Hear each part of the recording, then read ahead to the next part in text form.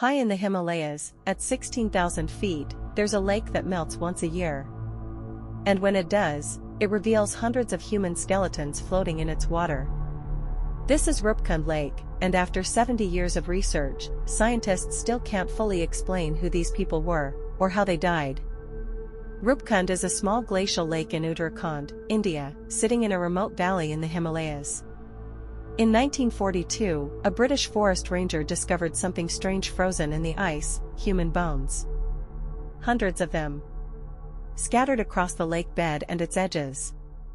Locals had known about it for generations, but the outside world had never investigated. What they found was the remains of at least 200 people. Some still had flesh, hair, and clothing preserved by the cold. For decades, theories ran wild. British colonial officials initially suspected Japanese soldiers who died trying to invade India during World War II. Others thought it was an epidemic, or a group of pilgrims caught in a storm. But radiocarbon dating in later studies revealed something surprising: the skeletons weren't from one event.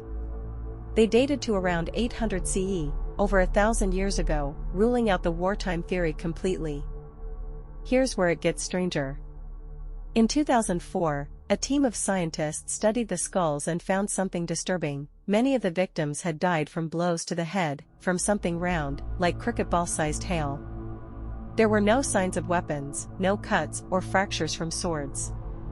Just short, sharp, blunt force trauma, consistent with a sudden, violent hailstorm. Roopkund sits in an open valley with no shelter for miles, the perfect trap for anyone caught outside during extreme weather. But a 2019 genetic study made things even more complicated. Scientists analyzed DNA from 38 skeletons and found the group wasn't from one place, or even one time period. Some were genetically linked to South Asia, dating to around the 9th century.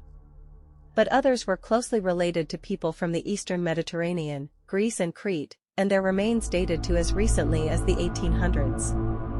Meaning, people from completely different parts of the world, separated by centuries, somehow ended up dying at the exact same remote Himalayan lake.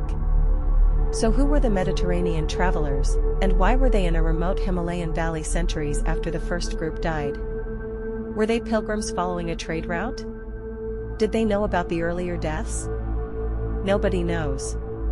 Local legend speaks of a king and queen who angered a mountain goddess, and were killed with hail hard as iron, a story that eerily lines up with the forensic evidence, but doesn't explain the mixed origins of the dead.